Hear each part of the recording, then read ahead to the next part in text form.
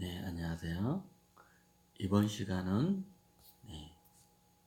우리가 잘 알고 있는 성경, 그리고 유대교 경전인 토라, 그리고 이슬람 경전인 코란에 대해서 한번 각각 알아보겠습니다. 엄밀히 말하자면 각각이 아니라 좀 중첩되는 부분이 아주 많은 부분이고요. 이 세계 경전의 어떻게 보면 좀 원조라고 하면 이 유대교에서 모든 게 다 원조거든요. 참고적으로 저는 기독교 모태 한때 저기 한 20년 동안 약 20년 동안 기독교 신자였고요. 아무래도 기독교 신자를 20년 동안 했기 때문에 그때 좀 아무래도 그 상식으로 해서 좀 그 관점으로 설명이 좀 들어갈 수 있으니까요. 좀 이런 점은 좀 양해해 주시기 바랍니다. 먼저 성경에 대해서 저 다음에 이해 지금 제 설명을 할 때 좀 어떻게 보면 이 같은 종교로 이걸 봐야 돼요. 이슬람, 성경인, 기독교, 그리고 토라인, 유대교, 그리고 코란인, 이슬람교. 이 세 교는 엄밀히 따지면 한 종교로 보시면 돼요. 어떻게 보면 입장에 따라서 생각하기에는 유대교 입장에서 보면 다른 저기 기독교와 이슬람이 어떻게 보면 여기서 유대교에서 파생이 됐기 때문에 좀 그런 면이 좀 있어요. 왜 그런지 한번 잘 살펴보겠습니다. 먼저 제가 알고 있는 지식을 기반으로 해서 하나씩 종교 역사적인 관점에서 한번 잘 들여다보겠습니다. 그럼 먼저 유대교인 토라에 대해서부터 먼저 알아봐야겠죠. 자, 그러면 이 유대교 토라는 누가 썼을까요? 모세가 썼나요? 제가 여기서 말을 잘못하면 큰 이게 저항을 받을 수 있기 때문에 자, 뭐 미리 말씀드리지만 모세가 태어나기도 전에 이미 유대교들은 하나님을 다 믿고 있었어요. 뭐 아브라함 때부터 그때부터 시작된다고 하니까 자, 그러면 여기서 우리가 모세가 다 쓴 게 아니면 그 전부터 이 유대교 경전 토라는 이미 있었어요.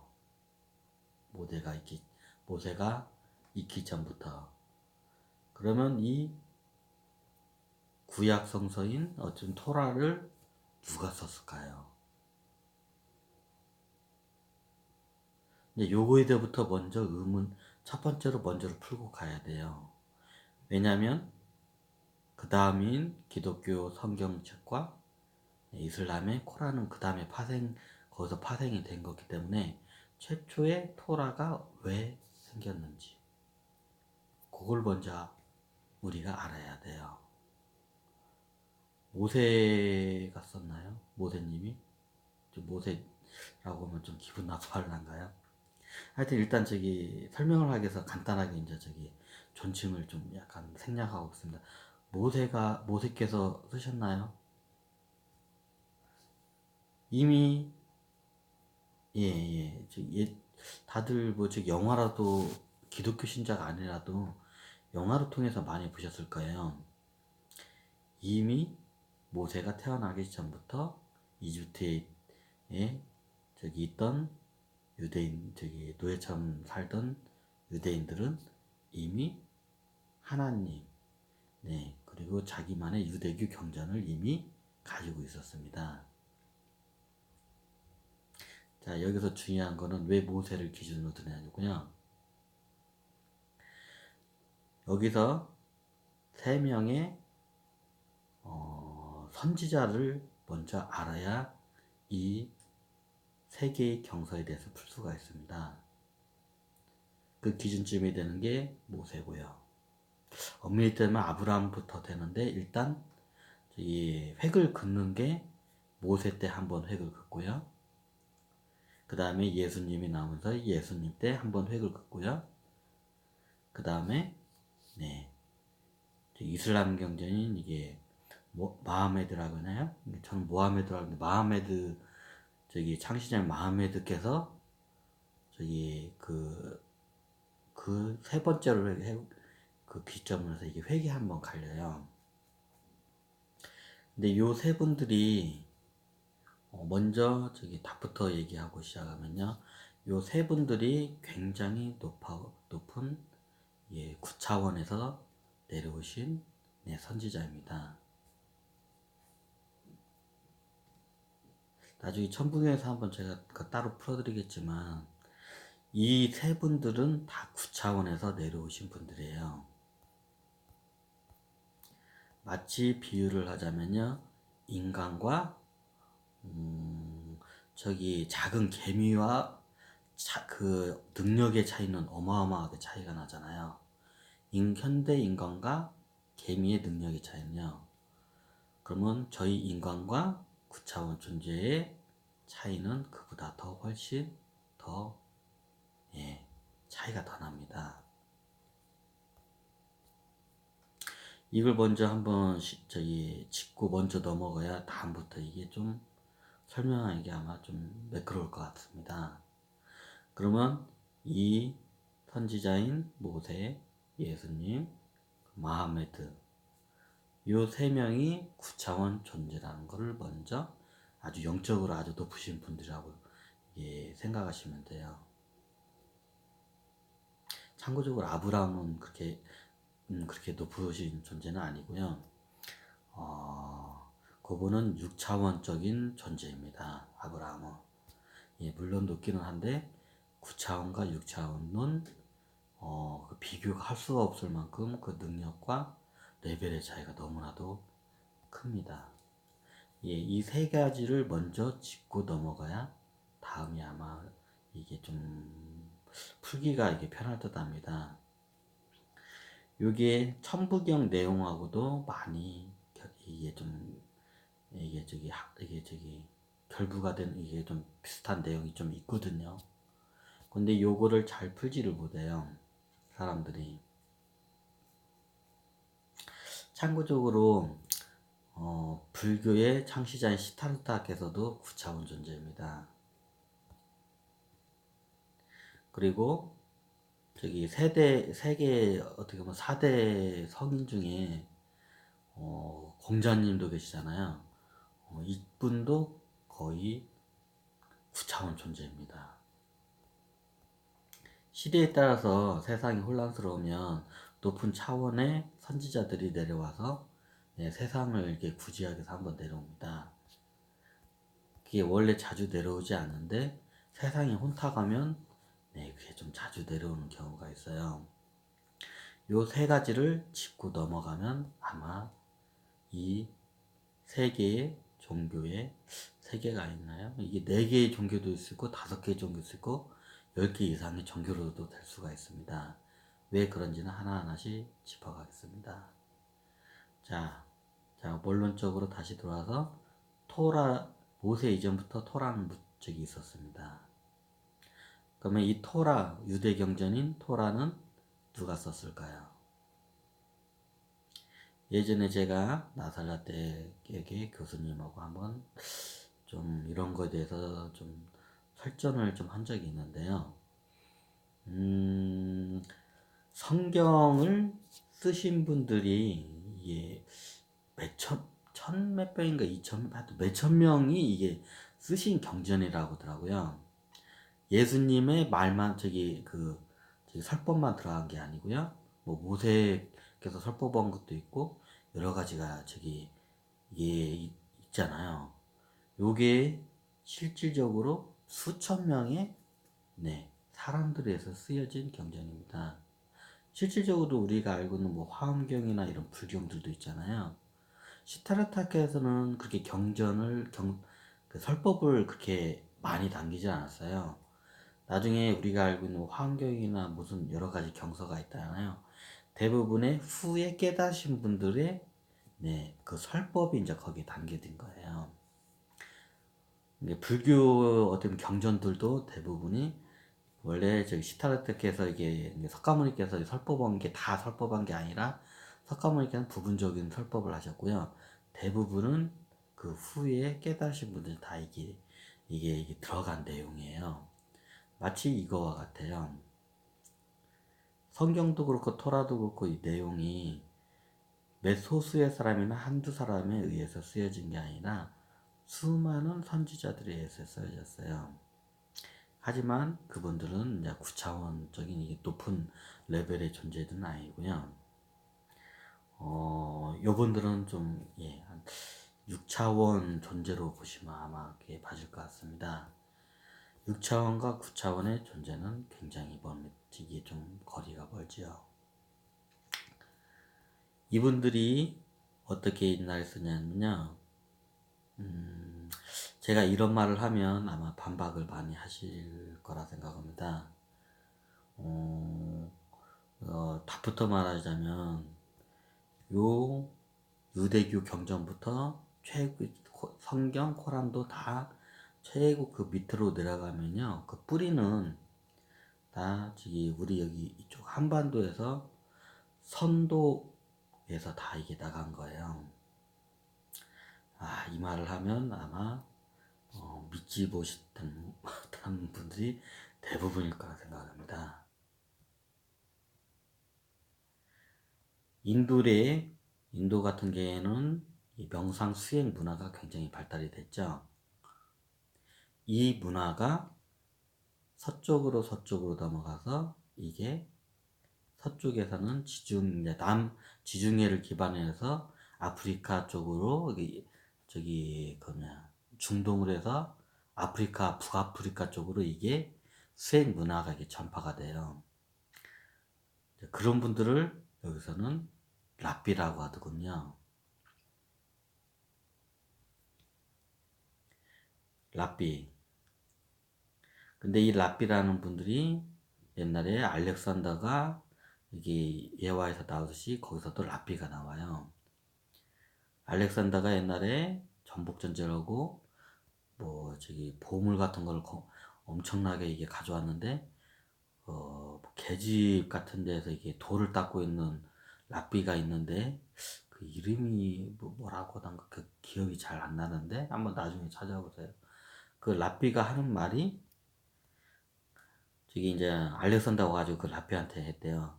내가 어마어마한 금은보화를 가져왔다고. 너 갖고 싶은 게 뭐냐고 하니까 거기 계집에 있던 랍비가 하는 말이 알렉산더를 이렇게 서 있는 알렉산더를 앉아 있던 랍비가 이렇게 위를 보면서 하는 말이 지금 나 지금 햇빛 쬐고 있으니까 좀 비키라고 햇빛 그 그늘져가지고 햇빛 못 쬐고 있다고 그랬다는 예화가 있죠. 그리고 알렉산더는 나도 다음 생에 태어나면 나도 저렇게 살고 싶다고 그런 유명한 설화가 있죠. 이 랍비라는 게 이집트에서도 랍비에 대한 그 내용이 이게 역사적으로 조금씩 나오고요. 지금의 어디냐? 지금의 이스라엘이나 아니면 팔레스타인이나 이집트나 이제 북아프리카 쪽에도 좀 그런 게 있는 걸 알고 있고요. 그리고 그리스나 이게 로마 쪽으로도 이렇게 넘어간 걸 알고 있습니다. 그리고 나중에 이 문화가 각각 다르게 이 수행 문화가 각각 다르게 이게 변형이 된다고 해야 하나요? 예를 들면 지중해 북쪽으로 해서 옛날 로마에는 우리가 잘 알고 있는 그 소크라테스가 이렇게 항상 광장에서 이렇게 여러 철학자들하고 이렇게 설법을 하고 이렇게 토론을 하잖아요. 그것도 일종의 랍에서 나온 이게 이 소피스트 쪽으로 이게 발달된 이게 형식으로 이게 보면 돼요. 그것도 토론도 일종의 이것도 수행 문화거든요. 근데 이 거쪽에서는 그런 쪽으로 이게 좀 발달이 되고요. 저기 이제 유대인이 있는 이스라엘 쪽에서는 그게 이제 우리가 잘 알고 있는 유대교로 해서 종교화가 되고요. 그리고 이집트도 이집트 나름대로 그게 약간 좀 변형이 됩니다. 하지만 대부분은 그게 다 랍비들이 의해서 파생된 현상입니다. 그리고 실질적으로 저기 이 토라 내용들도 랍비들이 다 기록을 남긴 내용을 기반으로 토라가 쓰여졌습니다. 지금은 그 유대교 랍비라고 하면 이게 종교화가 어느 정도 돼서 그 원래 랍비하고 좀 틀릴 거예요. 예전 유대교에서 랍비가 어디에 가까우면 차라리 인도에서 그 저기 그냥 숲속에서 그냥 가만히 그냥 그 수행하는 분들이 있잖아요. 수행자들 그 모습과 오히려 더 비슷해요. 그리고 이분들은 토굴이나 아니면 어디 저기 이런 저 빈민가나 아니면 이런 뭐 계집 같은 데에서 이게 그냥 하면서 돌을 닦아요. 그러다 보면 네 이게 다른 사람들이 볼 수 없는 능력이 생겨요. 그러면 그런 것들을 갖다가 이렇게 명상 중이나 아니면 이게 선몽이라고도 하죠. 꿈속에서 이런 게 나타나요. 그런 내용을 이제 이게 구전으로 내려오고 그 구전으로 내려온 것이 이제 나중에 이렇게 문서화로 해가지고 기록이 돼서 이게 이제 대를 이어서 이제 이게 나오고 그걸 이제 하나 그런 사람들이 선지자들이 이제 이렇게 명상을 하거나 수행을 하면서 그런 저기 알아난 내용을 기반으로 해서 이게 토라가 이렇게 엮어진 겁니다. 이해가 되시나요? 구약 성서에 보면 예전에 어떻게 이런 거를 볼 수 있나 그런 내용들이 많아요.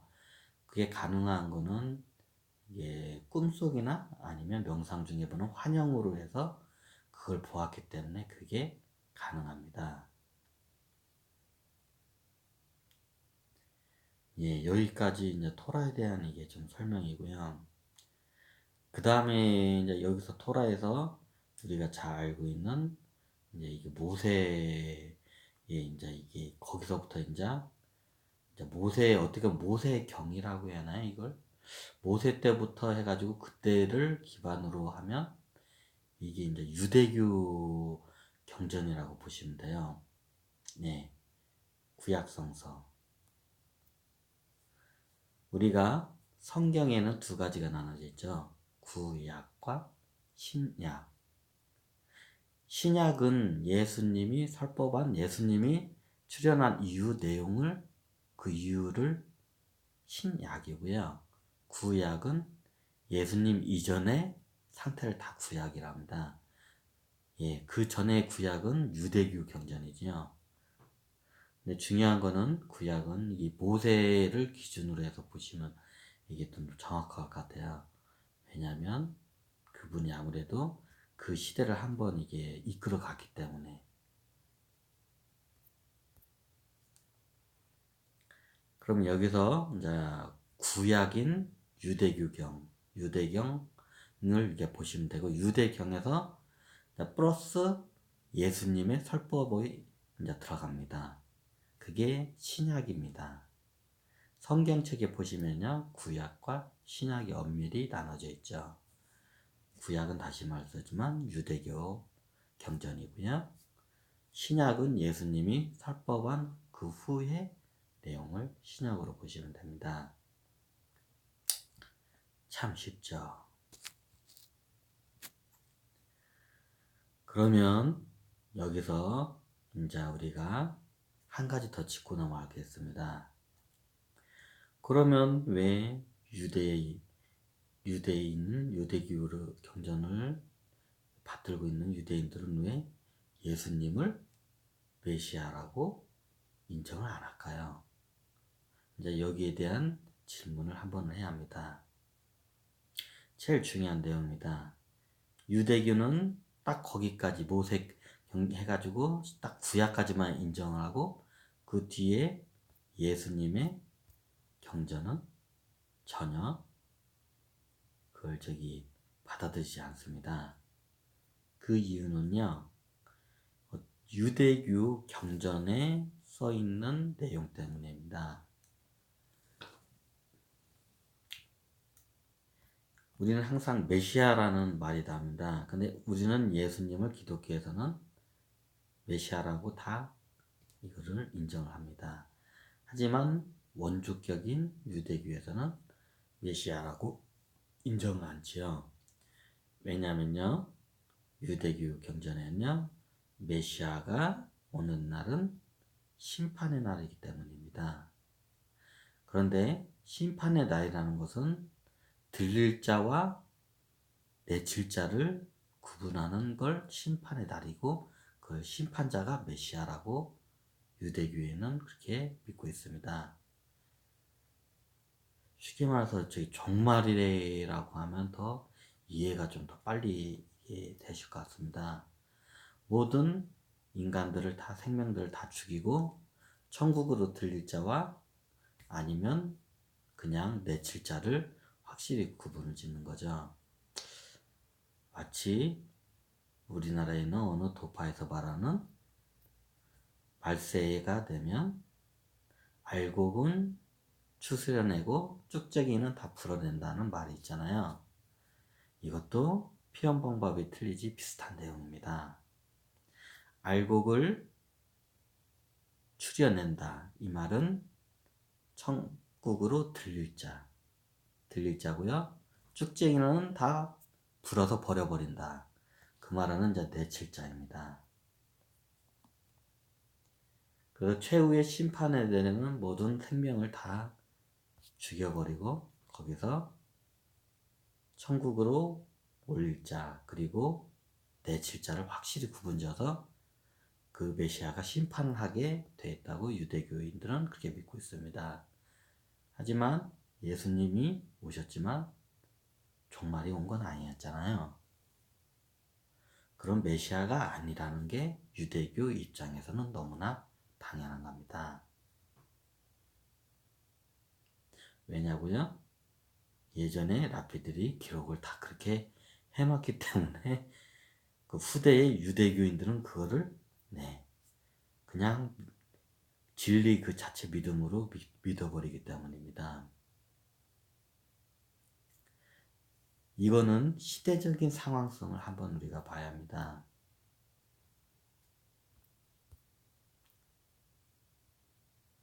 예수님이 메시아가 맞는가요? 네, 맞습니다. 그렇게 따지면 모세도 메시아가 맞습니다. 하지만 유대교 경전에 있는 내용으로 따지자면 모세도 메시아가 아니고 예수님도 메시아가 아닙니다. 그리고 유대교에서는 모세님은 어떻게 보면 예언자로 보지만 예수님은 예언자 자체로도 인정도 않습니다. 이제 여기서 입장에 따라서 종교의 입장에 따라서 이게 시선이 이게 좀 분리가 됩니다. 약간 이해가 되셨나요? 왜냐하면 유대인들은 유대교 경전에 있는 내용을 찰떡같이 믿고 있기 때문에 어떻게 보면 그 사람들 입장에서는 그게 너무나 당연한 겁니다. 메시아가 오면 모두 다 죽여서 들릴 자와 내칠 자를 다 이걸 구분하기 심판자로 오는데 다 살아있잖아요. 예수님 왔는데도. 그럼 당연히 메시아가 아니다라고 그분들은 그렇게 말할 수밖에 없습니다. 자, 그러면 여기서 이제 다시 뒤로 넘어가서 이제부터는 이제 성경에 대해서 한번 보겠습니다. 자, 그러면 여기서 다음에 파생된 기독교인 성경과 이제 코란의 차이를 이제 또 보셔야 합니다.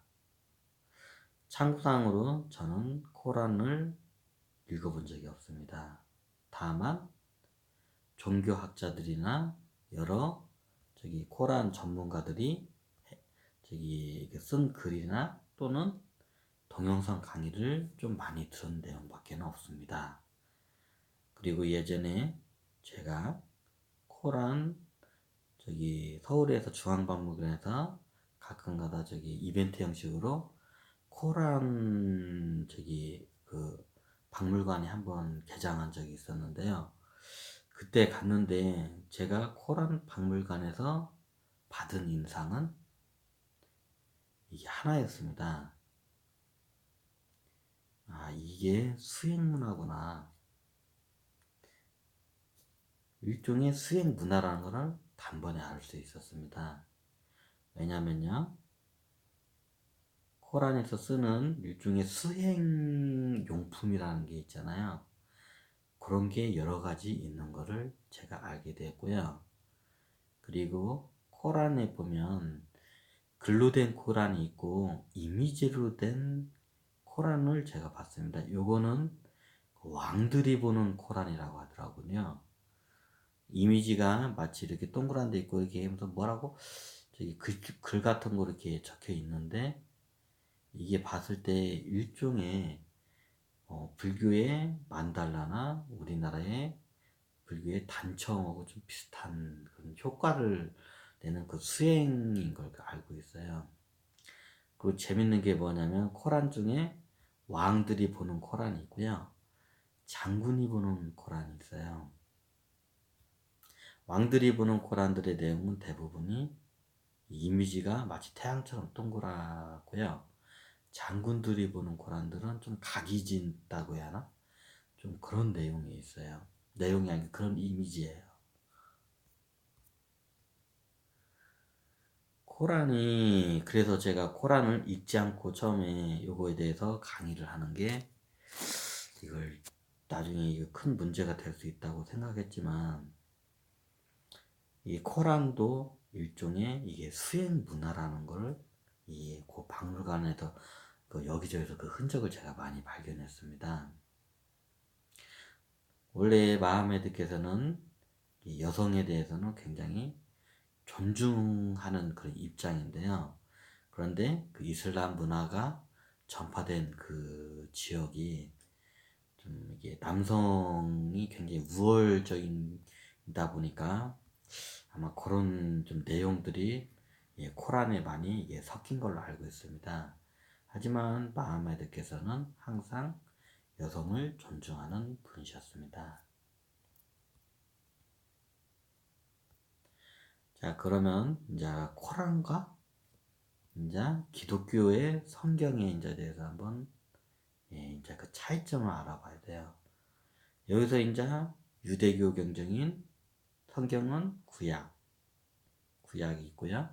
그리고 예수님이 설법한 그 이후 신약이 있고요. 여기까지 있고 코란은 여기서 플러스 하나를 더 붙입니다. 네, 이제 마하메드께서 이제 설법한 내용이 이제 이게 또 세 번째로 이게 붙습니다. 이제 이렇게 되면 이게 코란이 됩니다.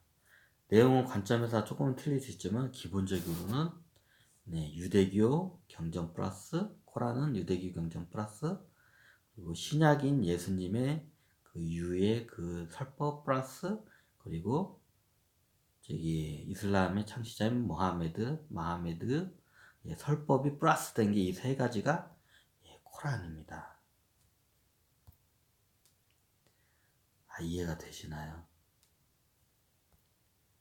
이게 엄밀히 어떻게 보면 뿌리가 같은 종교인데요. 이게 좀 창시자가 이제 한 번 한 번씩 이제 업그레이드를 하면서 이제 이런 어떻게 이단이라고 해야 할까요? 이제 이런 그쪽에서는 이제 서로 그렇게 따지면 유대교 입장에서는 다 이단이에요. 왜? 유대교가 원조니까요. 이렇게 말씀하면 기독교나 이제 이슬람 분께서는 굉장히 기분이 나빠하실 거예요. 하지만 좋게 말씀드리면 이제 하나씩 선지자가 이제 한 명씩 붙으면서 이게 더 이제 업그레이드가 됐다고 보시면 되죠. 그리고 코란에서는 이제 입장이 틀려요. 그 마하메드를 그 메시아로 보냐? 코란에서는 아니요. 메시아로 안 봅니다. 예언자로 봅니다. 모세도 어떻게 보면 예언자고요. 네. 마하메드도 자기도 본인 자체도 예언자라고 본인이 말씀한 걸로 알고 있습니다. 이제 여기서 그러면 이제 예수님에 대한 관점이 이제 어떻게 되느냐? 이제 이게 이제 키포인트입니다. 그럼 여기서도 예수님도 같은 예언자로 코란에서는 바라봅니다. 이게 성경과 기독교의 성경과 코란의 이게 예수님을 바라보는 관점이 이게 제일 큽니다.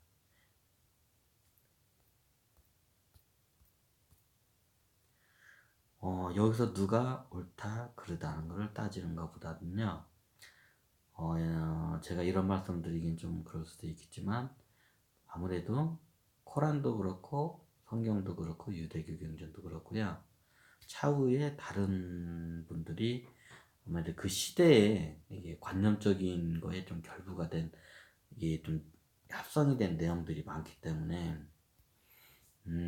누가 옳다 그르다고 제가 말씀드리기는 참 위험한 말씀입니다. 하지만 확실한 거는 네, 다 뿌리가 같습니다. 결론은 사람의 마음, 사람을 교화시키는 것, 사람을 마음을 닦게 하는 게 이게 유대교 경전도 그것도 저기 공통사항이고요. 네, 예수님 설법한 내용도 그런 내용이고요. 네, 마음에도 그것도 같습니다.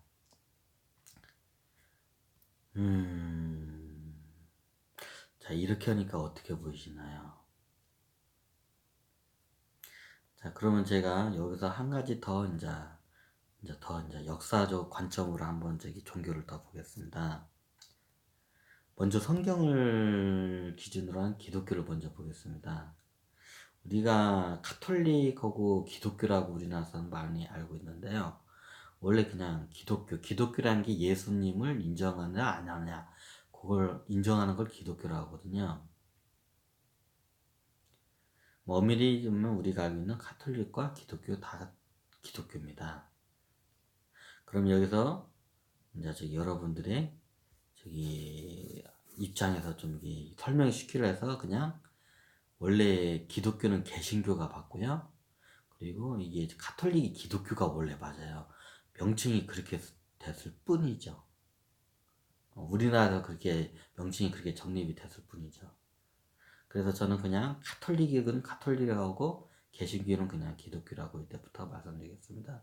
왜냐하면 여러분들이 상식적으로 그렇게 다 알고 있기 때문에 이렇게 해야 이해가 쉽기 때문에요. 먼저 이거 기독교는 예수님이 돌아가시고 이제 베드로가 이제 첫 번째 어떻게 보면 교황이라고 해야 하나? 이게 교황이 되지요. 근데 이 양반도 돌아가시고 나중에 이게 이제 로마에 이제 어떻게 보면 이게 쿠데타라고 해야 하나요? 이게 콘스탄티누젠인가? 하여튼 이 양반이 쿠데타 할 때 기독교의 힘을 등에 업고 이게 성공을 해요. 그래서 이 기독교를 그 쿠데타가 이게 되면서 기독교를 로마의 정식 국교로 그때부터 선정이 됩니다. 콘스탄티누젠 이전까지만 해도 기독교는 박멸의 대상이었습니다. 로마에서는. 하지만 이때부터 이제 국교로 이제 이게 정식으로 임명되면서 이제 교황과 이제 황제가 이제 이게 양립을 해야 한다고, 이제 신권과 이제 황제권이 이제 그게 이제 성립이 되죠. 그리고 나중에 이제 어떻게 되냐면 동쪽과 서쪽에 가지고 이제 여기 일단 카톨릭이라고 하겠습니다. 카톨릭이 있고 이제 동방 쪽으로 해가지고 이게 갑자기 생각 안 해. 이제 동방 정교회인가? 하여튼 이쪽으로 한번 이게 분리가 되고요. 러시아 쪽도 동방 정교회라고 하더라고요. 그리고 나중에 이제 거기 영국에서는 성공회가 따로 이제 분리가 되고요. 그리고 우리가 잘 알고 있는 루터의 종교 개혁으로 해서 저기 신교가 이제 이게 들어서게 되고요. 신교가 먼저 생기고 이제 저기 나중에 영국에서 성공회가 이제 이게 그 따로 들어서게요. 이게 크게 네 가지의 저기 이게 이게 성경은 하여튼 카톨릭은 크게 네 개로 이게 이제 분리가 돼요. 우리가 알고 있는 이제 이게 신교가 이제 개신교라고 하죠. 이 개신교 루터의 저기 종교개혁은요, 개신교가 나중에 미국으로 개신교인들이 넘어서 이제 그 미국이란 나라에서 쭉 퍼지면서 여기서 이제 또 파가 또 갈라져요. 개신교가. 그게 우리가 잘 알고 있는 장로교, 그리고 감리교, 그 다음에 침례교, 그리고 또 하나가 있는데 이게 생각이 안 나요. 네 개로 이게 분리가 돼가지고요. 우리가 잘 알고 있는 장로교고 감리교가 우리나라 쪽으로 많이 들어오고, 침례교가 이제 뒤늦게 들어와서 그렇게 많이 퍼지지를 못해요. 우리는 이거 잘 모르고 그냥 교회 이렇게 하는데, 우리가 믿고 있는 거는 엄밀히 따지면 이건 개신교에서 뻗어나온 한 파예요. 이렇게 하시면 좀 약간 복잡할 수 있는데, 지금 그런 식으로 이제 우리는 미국에서 넘어온 저기 이제 그 좀 약간 다시 이제 저기 개신교가 이제 이게 분열한 네 개가 저기 파가 이제 우리나라 들어왔다고 보시면 돼요. 이렇게 하면 이해가 되시나요? 그게 지금 우리가 알고 있는 기독교입니다. 그리고 카톨릭은 말 그대로 그 베드로 때부터 계속 명맥을 이은 그 어떻게 보면 기독교의 그 원조가 카톨릭이라고 보시면 돼요. 그러면 카톨릭과 그러면 저기 기독교가 뭐 서로, 기독교는 카톨릭 이단이라고 하잖아요. 우리나라만이요. 엄밀히 따지면 카톨릭에서 뻗어 나갔으니까 기독교 입장에다가 좀 이게 틀릴 수가 있겠죠. 네. 그러면 이 카톨릭과 우리나라 입장에서 보면 이제 다른 뭐 동방종교회나 이런 성공회는 우리 쪽으로 잘 안 들어왔으니까 잘 모르니까 그거는 하더라도, 우리나라의 최고 고등종교 3대 종교가 불교, 기독교, 카톨릭입니다. 그러면 기독교와 카톨릭이 이게 한 종교예요. 엄밀히따지면 똑같은 성경을 같이 쓰고 있고요.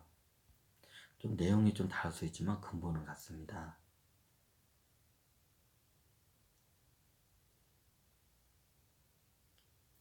그러면 이거는 역사적 관점에서 보시면 루터의 종교개혁 이후에 파생된 개신교로 보시면 이해가 좀 쉬우시라고 봅니다.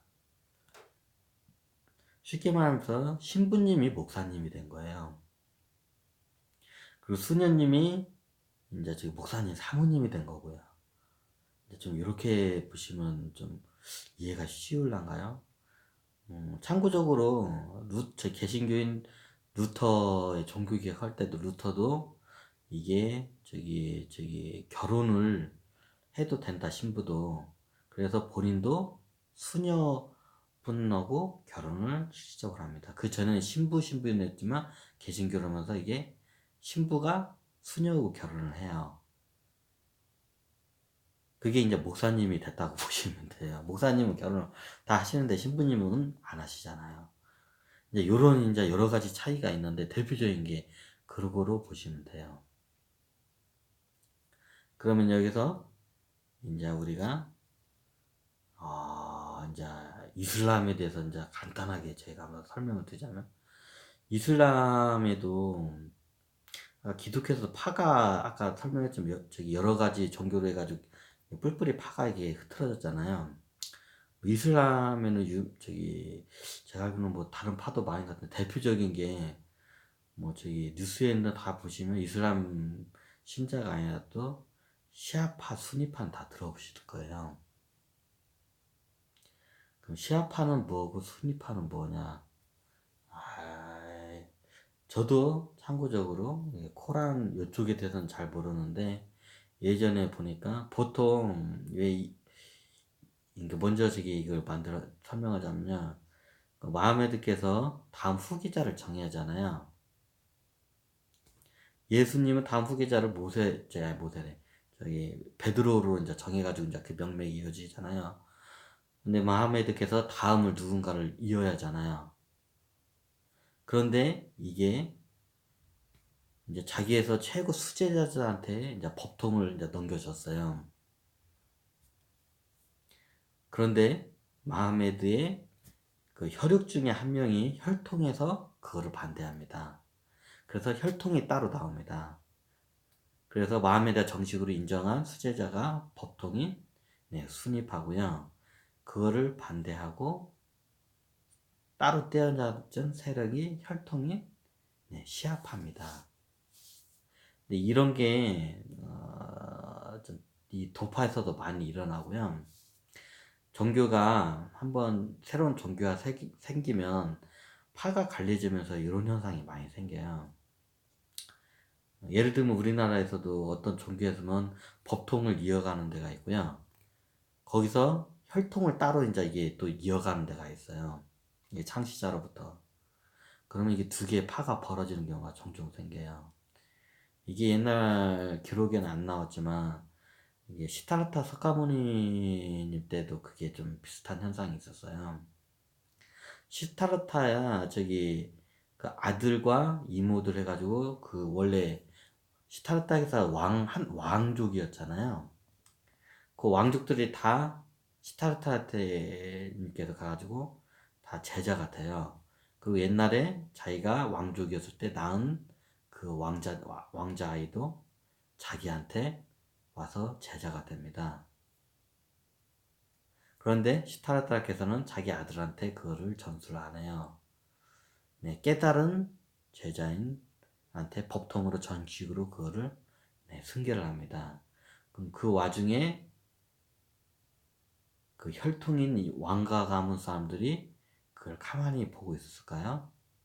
아무래도 내분이 좀 있었겠죠. 하지만 혈통으로 파가 갈라지진 않았습니다. 이런 경우가 이게 종종 있는데, 이슬람에서도 무하메드께서 이게 인정하신 분은 한 번 나가고 혈통이 따로 이게 나간 걸로 알고 있습니다. 그래서 대표적으로 법통인 수니파와 혈통인 시아파가 있는 걸로 알고 있습니다. 지금도 이슬람 세력에서는 꾸준히 수니파와 시아파가 서로 앙숙이 돼서 많이 싸우지요. 자, 이런 현상들이 왜 일어날까요? 원래 모하메드께서는 그걸 절대 원하지 않았을 겁니다. 하지만 인간의 아무래도 권위적인 것과 이런 관념 때문에 그런 현상들이 아마 종종 일어납니다.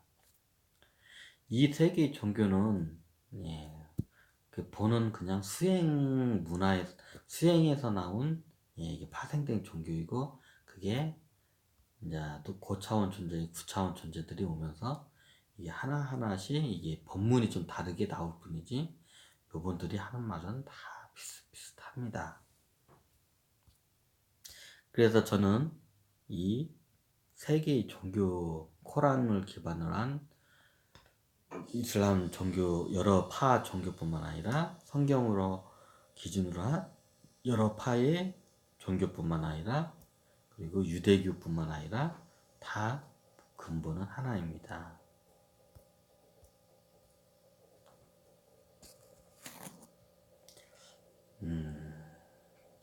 여러분들은 어떻게 생각하시나요? 나중에 요거를 갖다가 자료를 모아서 다른 자료들을 모아서 한번 다큐멘터리를 잘 찍어서 이거를 올리면 아무래도 그런 자료가 세계의 평화에 크게 기여하지 않을까 생각합니다. 우리는 이미 몇천 년 동안 종교로 서로 다른 종교 때문에 많은 피를 흘렸습니다. 하지만 그 종교의 본은 하나입니다. 예수님이 말씀하시는 사랑, 시타르트에서 말씀하신 자비, 그리고 공자께서 말씀한 덕, 그리고 유대교 경전에 나오는 그 수없는 내용들은 다 사람의 의식 수준을 상승시키기 위해서 사람의 마음의 때를 닦기 위한 한 방편적인 설법이지요. 일종의 기도를 하는 것도 명상의 한 부분이기도 합니다. 그리고 기도를 함으로써 우리 보통 중생들은 무엇을 달라, 복을 달라, 돈을 달라, 아니면 자식을 잘 되게 해달라, 이런 이게 기복적인 기도를 하지만요, 원래 기도는 나를 반성하고 나의 마음을 바라보고 나를 성찰하는 게 주 목적입니다. 그러면 내가 나를 성찰하면 그때부터 온 우주가 당신을 돌봅니다. 하지만 우리는 그것을 모르고 기도할 때 하나님, 알라 하면서 돈을 많이 벌게 해주세요. 우리 자식을 그냥 대학에 좋은 대학 보내게 해주세요. 아니면 좋은 애인이나 부인이나 남편을 만나게 해주세요. 다 이런 기도를 합니다. 근데 원내용은 오늘 하루를 기도를 하면 오늘 하루 나를 반성하고 나를 성찰하는 게 그게 기도입니다.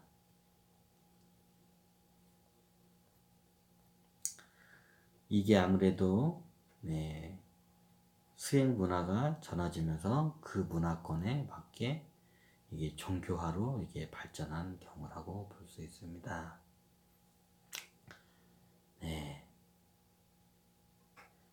앞으로 이런 종교에 대한 그냥 서로 다르기 때문에 이게 서로 공격하는 것보다도요, 서로의 그런 좋은 점이 있으면 서로 배우는 것도 좋을 듯 합니다. 저도 참고적으로 다른 종교를 보면서 나름대로 명상 문화에 대해서 많이 찾아냈습니다. 그거는 아직 제가 밝히기는 좀 그렇고요. 나중에 한번 차근차근 제가 한번 풀어나가겠습니다.